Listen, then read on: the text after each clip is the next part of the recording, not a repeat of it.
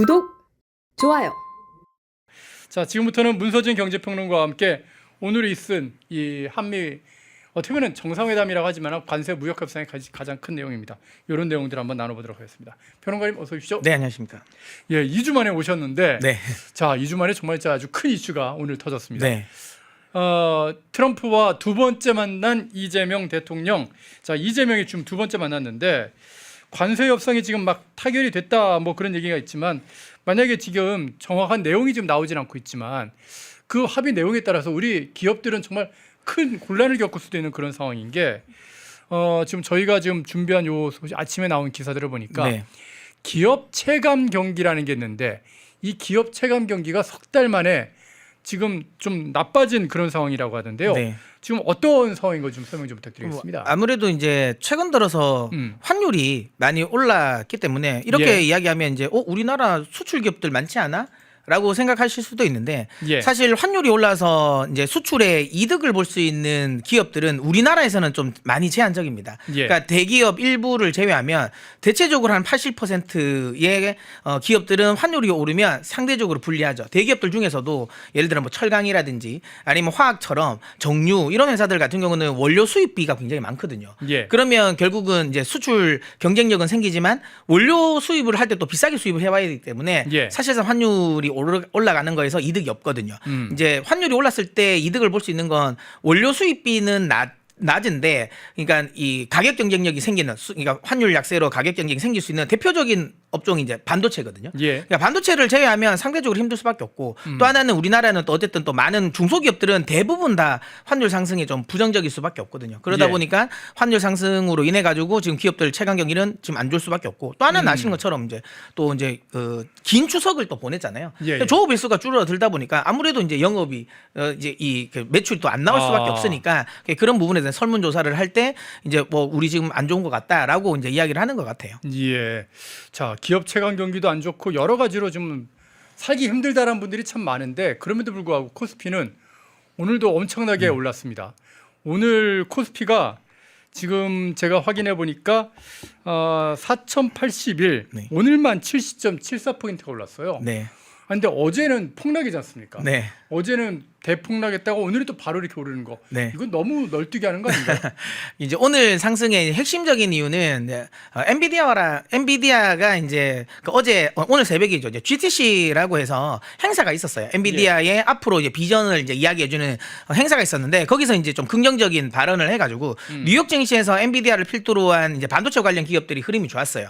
그리고 오늘 SK하이닉스가 실적 발표를 했는데 SK하이닉스가 실적이 굉장히 좋았습니다. 그래서 SK하이닉스랑 그러니까 반도체 업종 삼성전자랑 SK하이닉스 쪽이 이제 흐름이 좋아지면서 그 관련 쪽에서 이제 지수를 좀 밀어주는 흐름이 나왔다라고 보시면 되고요.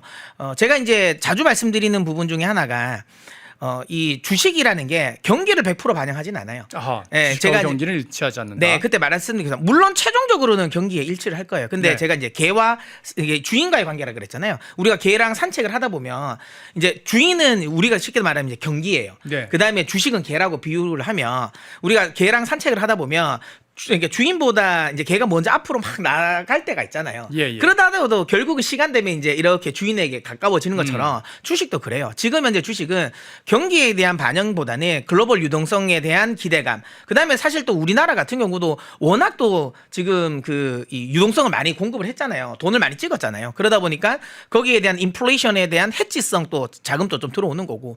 그리고 지금 현재 또 경기와 우리나라 경기와 좀 무관한 반도체 글로벌 AI 트레이드 의 또 일환으로 또 우리나라는 반도체가 또 집중적으로 올라가다 보니까 뭐 이런 네. 부분이 흐름이 좋은 거라고 보시면 되고요. 이게 이제 많은 분들이 그러면 경기는 안 좋은데 주가가 올라가는 게 잘못된 거 아니냐라고 아직은 생각할 때는 아닙니다. 이거는 경기와는 좀 무관하게 아까 말씀드린 것처럼 글로벌 전체적인 흐름에서 왜냐하면 우리나라만 이렇게 잘 가는 건 아니거든요. 예. 글로벌 전체 주식이 지금 다 사상 최고치를 치고 가고 있는 흐름이라서 이건 이제 우리나라만의 흐름은 아니다. 그래서 말씀드린 것처럼 경기가 안 좋을 것 같은 흐름은 분명히 우리는 알 수 있지만 중요한 건 주식은 그거와 좀 별개로 미리 먼저 좀 움직였다 이렇게 생각하시면 될 것 같아요. 그런데 말입니다. 그 4천까지 올라간 지금 주식 이 코스피 상황에서 빚으로 4천을 만들었다는 얘기가 지금 자꾸 나오고 있어서 네.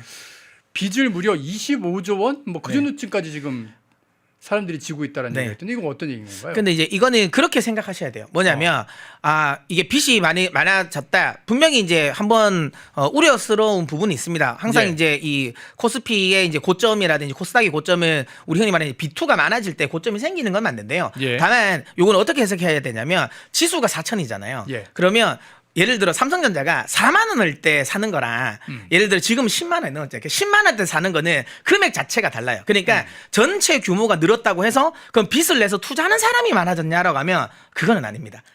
그러니까 주식 자체가 많이 올랐어요. 아까 말씀드린 것처럼 SK하이닉스 10만 원대 한 주 사는 거는 10만 원만 들지만 지금은 예를 들어 SK하이닉스 한 주 살려면 50만 원이 들잖아요. 예. 그러니까 똑같은 한 주를 빚내서 사지만 중요한 건 이제 그 주가 자체가 많이 올라갔기 때문에 빚이 많이 늘었다라고 보시면 근데 되고요. 어차피 개인이 나중에 갚아야 될 그런 가끔 거죠. 받죠. 그러니까 그게 나중에 뇌가는 분명히 됩니다. 어허. 이 부분이 이제 항상 개인 투자자분들이 저는 이제 계속 좀 자주 말씀을 드리는 건데 웬만큼 흔히 말하는 좀 이렇게 주식을 실력이 되지 않으면 이런 미수를 쓰시면 안 돼요. 신용 미수를 빚내서 하시면 안 된다. 미수가 지금 25조 원이 됐어요. 네, 맞습니다. 예, 굉장히 많이 1년인 거죠. 그러니까 이거는 미수는 그러면 그냥 주식으로 갚으면 그 차익이 어차피 또 맞습니다. 만약에 주가 떨어지게 되면 떨어지면 이제 흔히 말 반대 매매가 나오죠.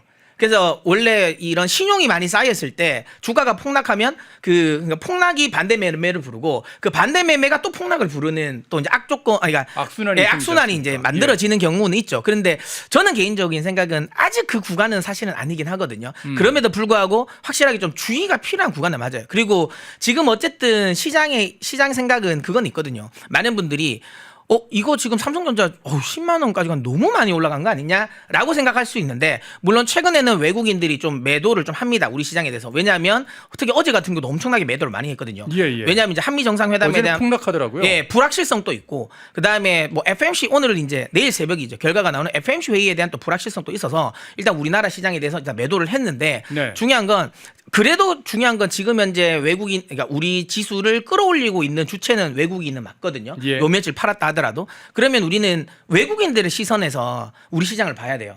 그러니까 외국인들 입장에서 지금 현재 우리나라 주가가 비싸냐고 생각하면 비싸진 않아요. 왜냐하면 외국인들은 달러로 우리나라 주식을 사잖아요. 예. 그러면 지금 현재 삼성전자가 신고가를 치고는 있지만 달러로 환산을 하면 그 원화가 너무 약세가 된 거죠. 그러니까 외국인들이 원화 가치가 떨어졌기 때문에 기업 가치 자체가 떨어지는구나. 예, 그래서 지금 외국인 입장에서 싼 거예요.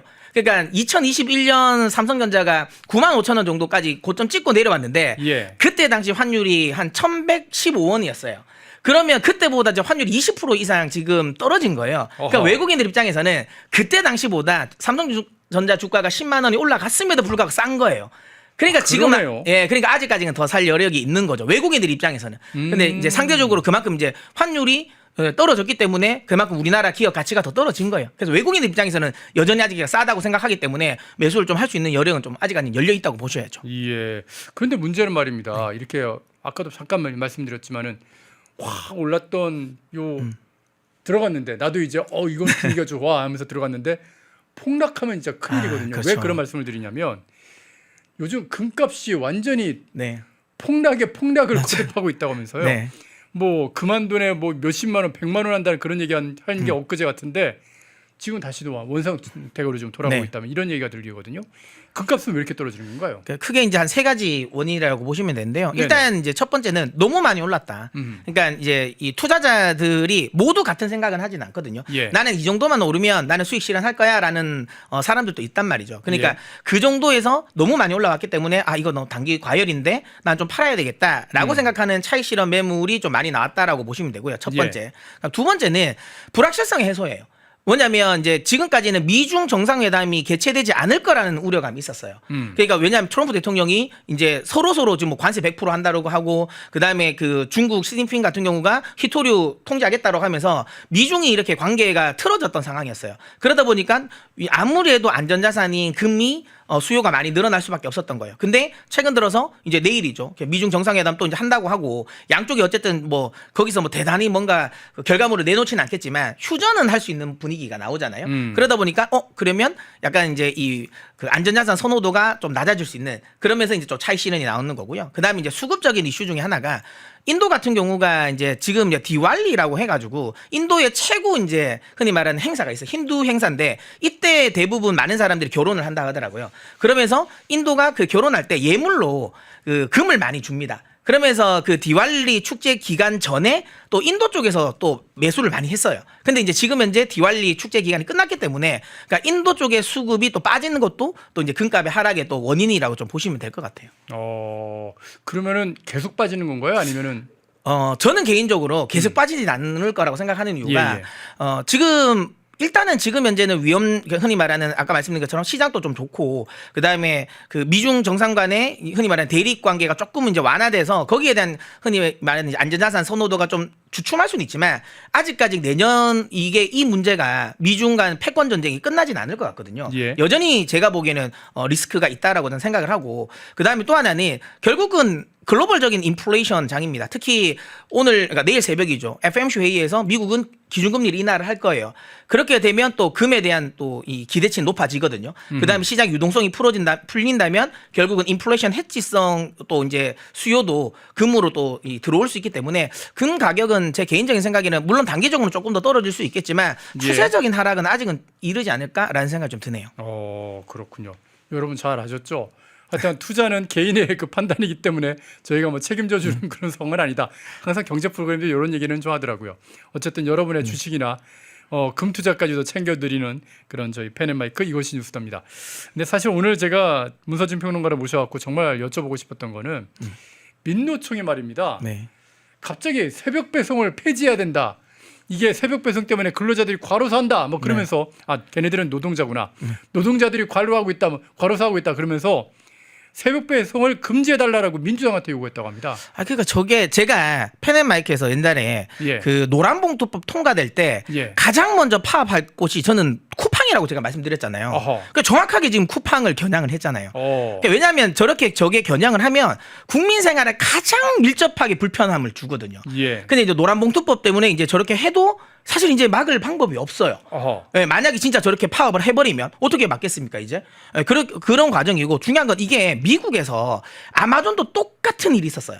그래요? 아마존에서도 이거 그 흔히 말하는 그 당일 배송하면 안 된다. 노동자들이 힘들어한다 했는데 중요한 건 아마존 그 직원들이 반대했어요. 너희가 뭐냐? 우리가 우리 스스로 돈을 벌겠다는데 너희가 뭐라고 그런 기회를 박탈하냐고 해서 그거는 지금 아마존은 그게 안 됐어요. 근데 우리나라는 지금 현재 분위기라면 될 것 같다라는 생각이 좀 들거든요. 왜냐하면 어쨌든 민주당이 만약에 저걸 입법을 해버리면 뭐 막을 수 있는 방법은 없잖아요. 그런데 말입니다. 이 새벽 배송하는 거를 택배 기사님들은 오히려 더 원하고 있다. 너무 그런 좋죠. 여론조사가 있더라고요. 왜냐하면 많은 분들이 그러니까 일단 새벽 배송을 하면 인건비도 더 높아요. 야간 근무기 때문에. 그리고 저기 나오는 것처럼 교통이 안 막히잖아요. 그렇죠. 안 막히죠. 그러니까 오히려 더 많이 돌 수도 있거든요. 그러다 보니까 훨씬 더 좋고 그리고 그 제가 이제 얼마 전에 그 다큐멘터리 본 거 중에 하나가 그 부부인데 이게 치킨 가게를 하다가 그 치킨 가게를 접었대요. 그러면서 두 분이 저게 쿠팡 새벽 배송을 하신다고 하는데 너무 삶에 만족스럽대요. 왜냐하면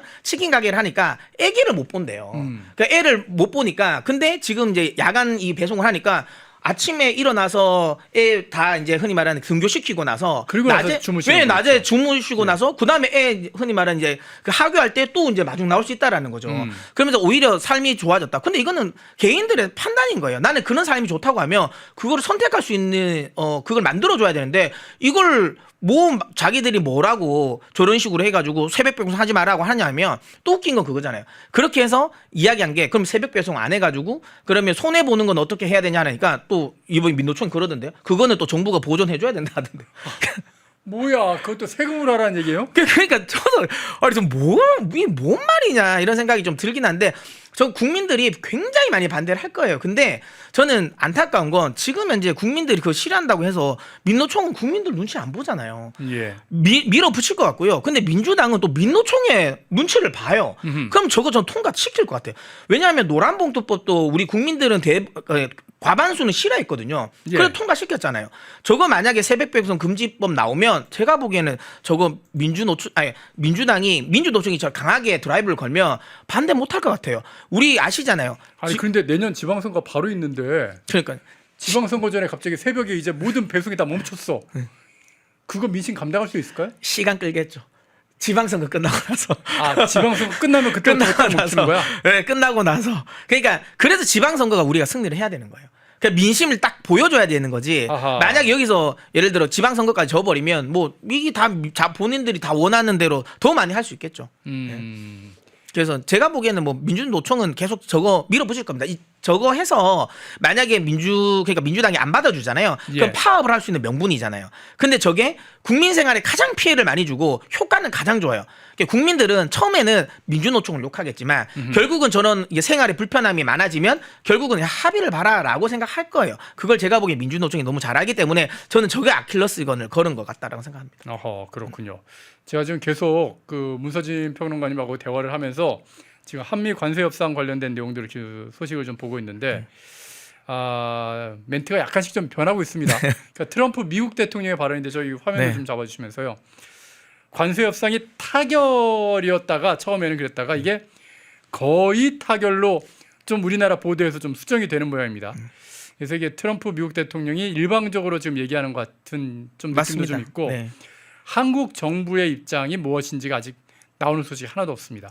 그래서 아직까지는 지금 관세 협상이 완전히 타결된 거는 아니죠. 확인이 안 되고 네. 있다. 그렇게 좀 정리를 좀 하면 될 것 같습니다. 제가 오기 전에 백악관에 나온 MOU 체결된 거는 보고 왔거든요. 아, 그러셨어요? 예, MOU는 백악관에 공식 올라왔어요. 근데 예. MOU 내용은 아무것도 없어요. 그 그냥 안에 아무것도 없나요? 그러니까 말 그대로 뜬구름 잡는 거예요. 그러니까 뭐 AI 시대에 뭐 함께 뭐 합의를 뭐 협력을 하자.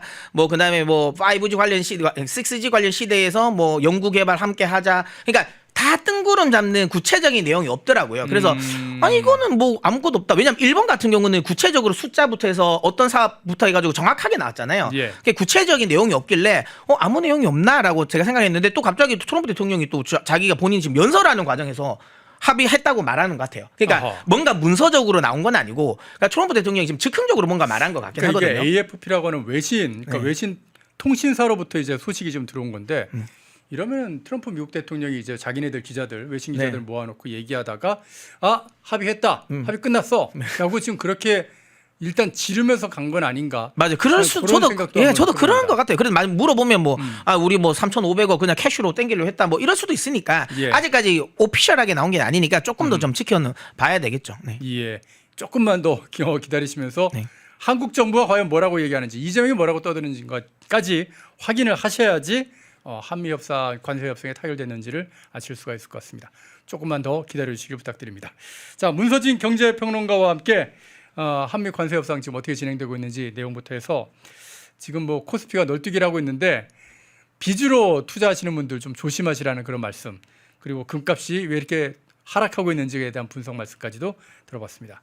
그리고 무엇보다도 민주당이 이 민노총에 밀려서 우리가 참 편하게 쓰고 있는 이 쿠팡의 로켓 배송으로 대표되는 이 새벽 배송이 사라질지도 모르겠다는 그런 얘기도 여러분께 전해드렸습니다.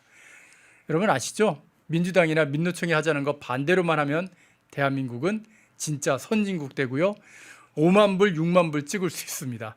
그런 시대 열린다는 거 꼭 좀 기억을 해주셨으면 좋겠습니다. 자, 문서진 경제평론가와 함께했습니다. 소식 잘 들었습니다. 네. 펜앤마이크와 광동이 함께 준비한 초저분자 콜라겐으로 피부 속까지 촘촘하게 관리하세요. 하루 두 알로 피부 보습, 탄력 개선, 체내 흡수에 용이한 저분자 PC 콜라겐, 부원료 또한 탄탄하게. 펜앤마이크 TV 단독 할인 1개월분 한 박스에 13,000원, 3개월분 3박스에 30,000원.